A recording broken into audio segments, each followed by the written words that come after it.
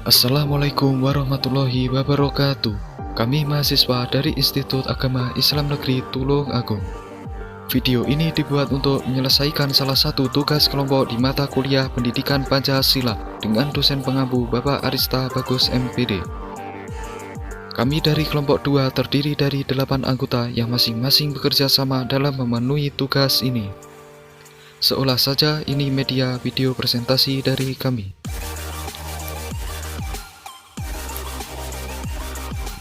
Tapi sebelum kita membahas lebih lanjut, izinkan kami memperkenalkan terlebih dahulu. Saya sendiri Muhammad Iqbal Eka Pandagi sebagai ketua pada kelompok 2 Pendidikan Pancasila.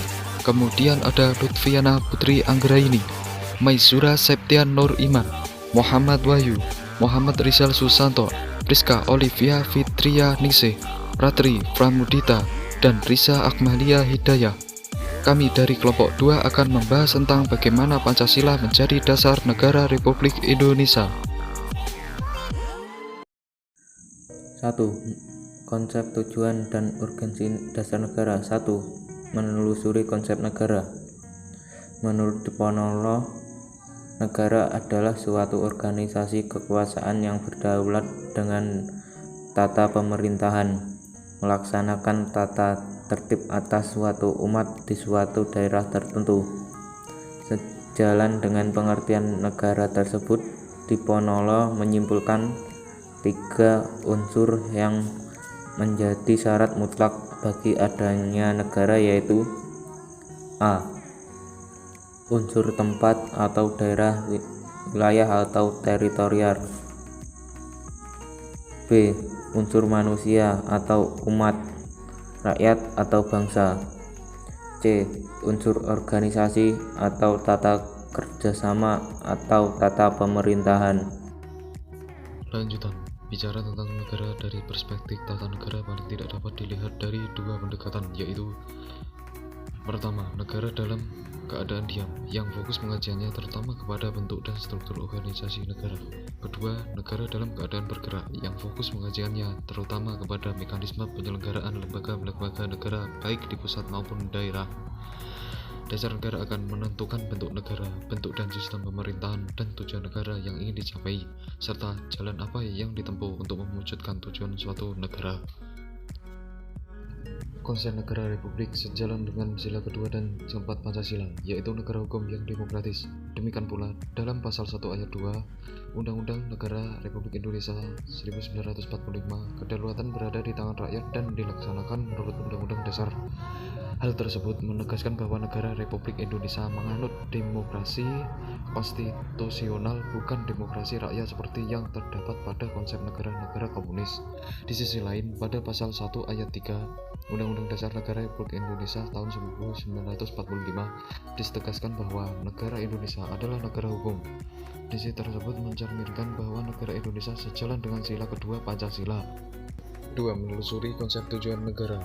Memberikan 5 intisari tujuan negara, diantaranya sebagai berikut. Pertama, kekuatan, kekuasaan, dan kebesaran dan keagungan sebagai tujuan negara. Kepastian hidup, keamanan, dan ketertiban sebagai tujuan negara.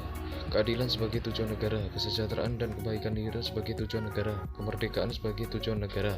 Tujuan negara Republik Indonesia apabila disederhanakan dapat dibagi menjadi 2, yaitu mewujudkan kesejahteraan umum dan menjamin keamanan seluruh bangsa dan seluruh wilayah negara. Oleh karena itu, pendekatan dalam mewujudkan tujuan negara tersebut dapat dilakukan dengan 2 pendekatan, yaitu A. Pendekatan kesejahteraan, B. Pendekatan keamanan. 3. Menelusuri konsep dan urgensi dasar negara.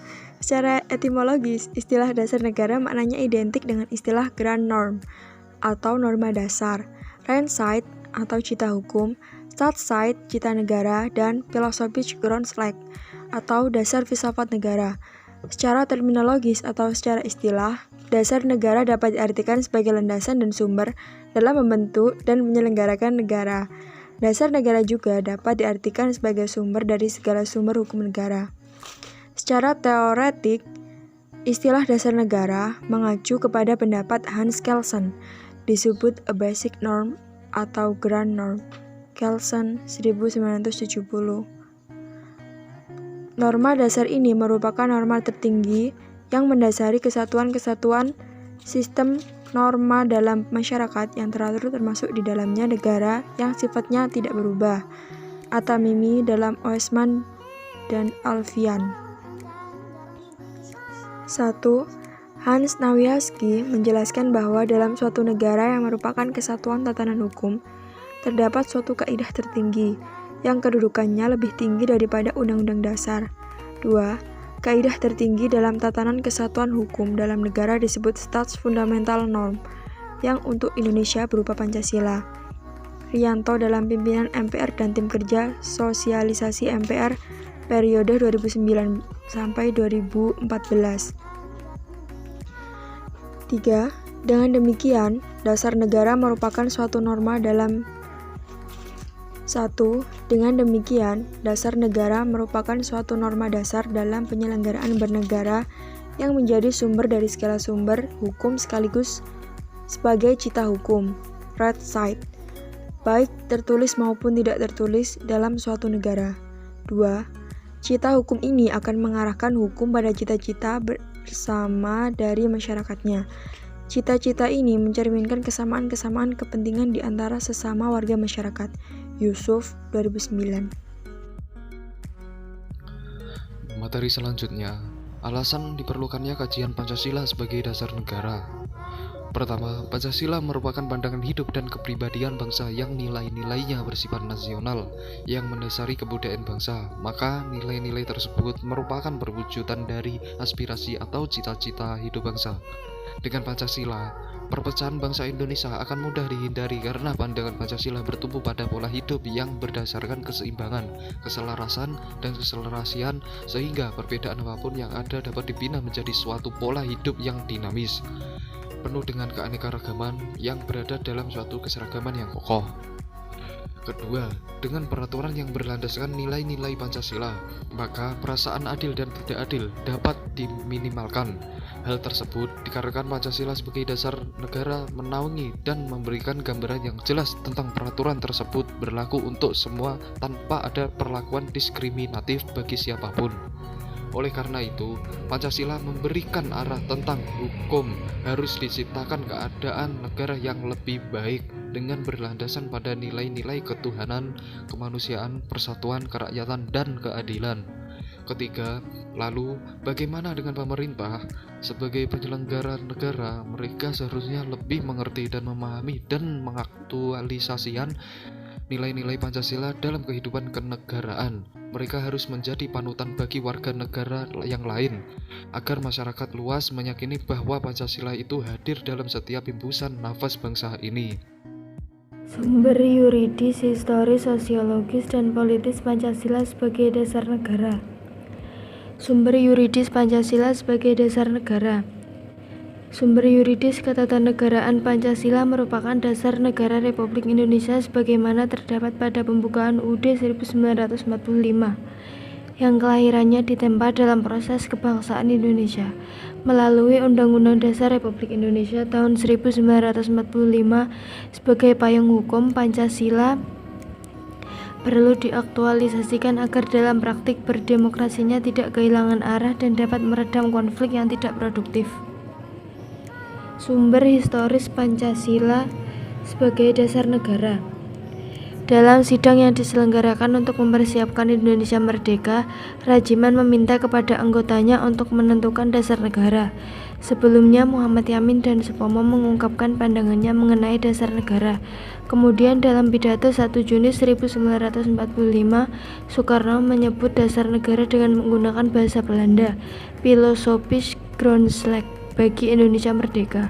Philosophisch Grondslag itulah fundamen, filsafat pikiran yang sedalam-dalamnya, jiwa hasrat yang sedalam-dalamnya untuk di atasnya didirikan gedung Indonesia merdeka. Dapat diumpamakan Pancasila merupakan dasar atau landasan tempat gedung Republik Indonesia itu didirikan. Sumber sosiologis Pancasila sebagai dasar negara. Sumber sosiologis Pancasila adalah nilai-nilai adat istiadat, kebudayaan, serta nilai-nilai religius yang telah dilaksanakan dan diterapkan oleh rakyat Indonesia sebelum merdeka, yang ditetapkan oleh para pejuang bangsa menjadi dasar negara setelah bangsa Indonesia berhasil mencapai kemerdekaan. Sumber politik Pancasila sebagai dasar negara. Pasal 1 ayat 2 Undang-Undang Dasar 1945 terkandung makna bahwa Pancasila menjelma menjadi asas dalam sistem demokrasi konstitusional. Pancasila menjadi landasan etik dalam kehidupan politik bangsa Indonesia dan dijadikan dasar operasional kegiatan ketatanegaraan Republik Indonesia. Pertama, bangsa Indonesia merupakan bangsa yang beragama, yaitu mengakui nilai-nilai ketuhanan, sehingga bangsa Indonesia merupakan bangsa yang religius. Kedua, Pancasila merupakan sebuah bangsa yang menjunjung tinggi kemanusiaan dan menentang segala bentuk penjajahan yang tidak sesuai dengan peri kemanusiaan dan peri keadilan. Ketiga, pernyataan politis bahwa masyarakat Nusantara telah bersatu menjadi bangsa Indonesia dan bersepakat mendirikan negara Indonesia di atas berbagai perbedaan. Keempat, bangsa Indonesia menyatakan secara politis bahwa bangsa Indonesia merupakan bangsa yang menjunjung tinggi musyawarah yang penuh hikmat dan kebijaksanaan dalam mengambil berbagai keputusan atau kebijakan. Kelima, Indonesia didirikan merupakan cita-cita bangsa Indonesia untuk mewujudkan keadilan bagi seluruh rakyat Indonesia.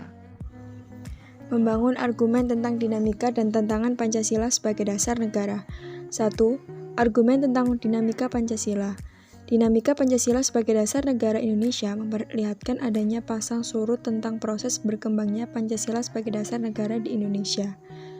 Seperti yang kita ketahui, bahwa pembentukan Pancasila melalui proses yang panjang, berawal dari penggalian kembali nilai-nilai luhur budaya Indonesia oleh Soekarno.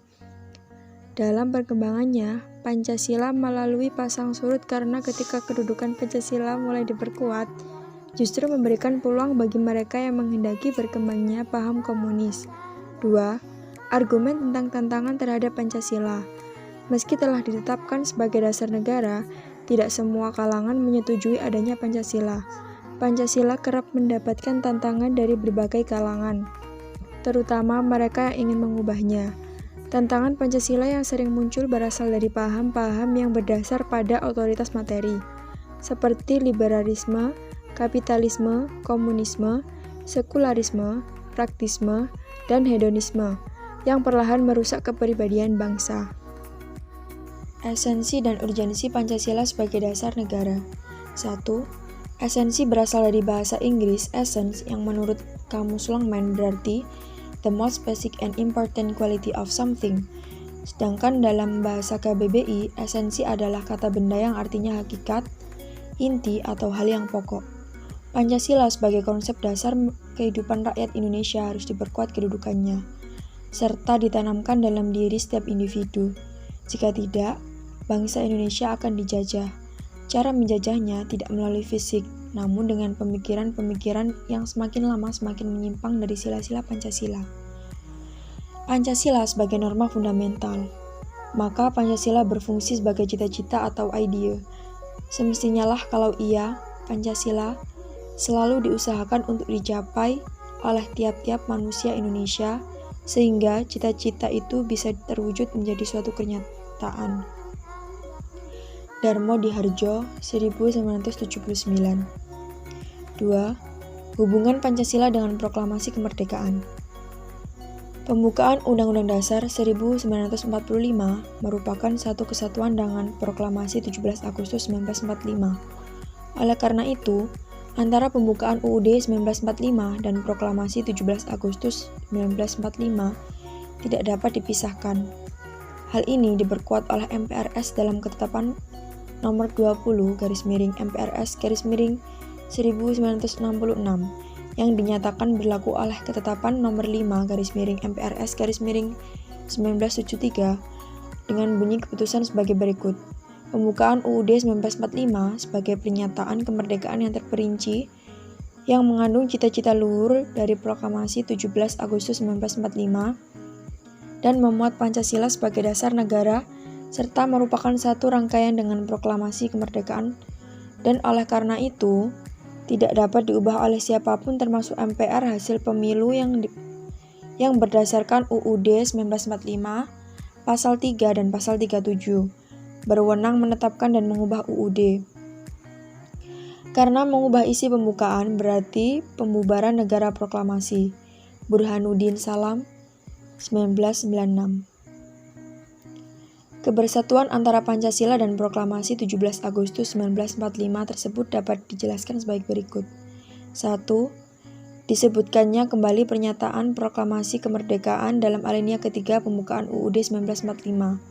2. Ditetapkannya pembukaan UUD 1945 pada tanggal 18 Agustus 1945 bersama-sama dengan ditetapkannya UUD. Presiden dan Wakil Presiden merupakan realisasi tindak lanjut dari proklamasi. 3. Pembukaan UUD 1945 pada hakikatnya adalah merupakan suatu pernyataan kemerdekaan yang lebih terinci dari adanya cita-cita luhur yang menjadi semangat mendorong ditegakkannya kemerdekaan dalam bentuk negara Indonesia yang merdeka, bersatu, berdaulat, adil dan makmur dengan berdasarkan asas kerohanian Pancasila. Kailan 2003. 3. Hubungan Pancasila dengan pembukaan UUD 1945. Nota Negoro menegaskan bahwa Undang-Undang Dasar tidak merupakan peraturan hukum yang tertinggi. Di atasnya masih ada dasar-dasar pokok bagi Undang-Undang Dasar yang dinamakan Pokok Kaidah Negara yang Fundamental atau Staf Fundamental Norm. Nota Negoro menjelaskan bahwa secara ilmiah, kaidah negara yang fundamental mengandung beberapa unsur mutlak, yaitu A. Unsur mutlak staf fundamental.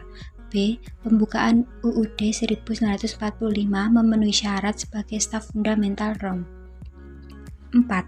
Penjabaran Pancasila dalam pasal-pasal UUD NRI 1945, Undang-Undang Dasar Negara Republik Indonesia tahun 1945 terdiri atas pembukaan dan pasal-pasal. Lihat pasal 2, aturan tambahan UUD 1945.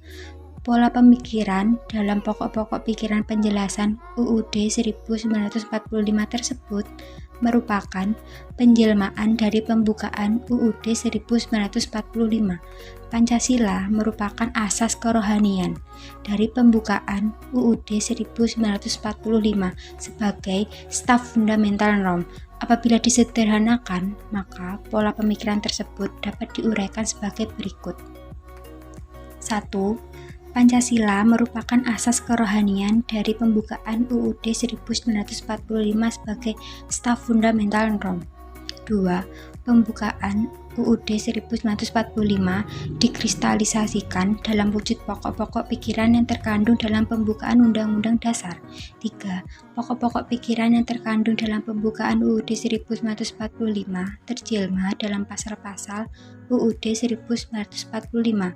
Dalam kaitannya dengan penjabaran Pancasila dalam pasal-pasal UUD 1945 perlu Anda ingat kembali uraian terdahulu yang mengemukakan prinsip bahwa Pancasila merupakan nilai dasar yang sifatnya permanen dalam arti secara ilmiah akademis, terutama menurut ilmu hukum, tidak dapat diubah karena merupakan asas kerohanian atau nilai inti dari pembukaan UUD 1945 sebagai kaidah negara yang fundamental. Selanjutnya, implementasi Pancasila dalam perumusan kebijakan. A. Bidang politik seperti berkumpul dan membicarakan masalah yang dihadapi daerahnya dengan musyawarah. B. Bidang ekonomi seperti negara harus mengembangkan sistem jaminan sosial bagi seluruh rakyat dan memberdayakan masyarakat yang lemah termasuk fakir miskin dan anak terlantar. C. Bidang sosial budaya seperti pemerintah memajukan ilmu pengetahuan dan teknologi dengan menjunjung tinggi nilai-nilai agama dan persatuan bangsa untuk kemajuan peradaban serta kesejahteraan umat manusia. Yang terakhir, bidang HANKAM seperti ikut serta bela negara sebagai wujud cita tanah air. Makna dan pentingnya Pancasila sebagai dasar negara. Pancasila sebagai dasar negara berarti setiap sendi-sendi ketatanegaraan pada negara Republik Indonesia harus berlandaskan dan atau harus sesuai dengan nilai-nilai Pancasila. Hal tersebut bermakna antara lain bahwa Pancasila harus senantiasa menjadi ruh atau spirit yang menjiwai kegiatan membentuk negara seperti kegiatan mengamandemen Undang-Undang Dasar dan menjiwai segala urusan penyelenggaraan negara. Urgensi Pancasila sebagai dasar negara yaitu 1. Agar para pejabat publik dalam menyelenggarakan negara tidak kehilangan arah. 2. Agar partisipasi aktif seluruh warga negara dalam proses pembangunan dalam berbagai bidang kehidupan bangsa dijiwai oleh nilai-nilai Pancasila. Oke, cukup sekian video presentasi dari kelompok kami. Mengucapkan terima kasih bagi kalian yang sudah menonton video ini. Semoga bermanfaat. Thanks for watching. Wassalamualaikum warahmatullahi wabarakatuh.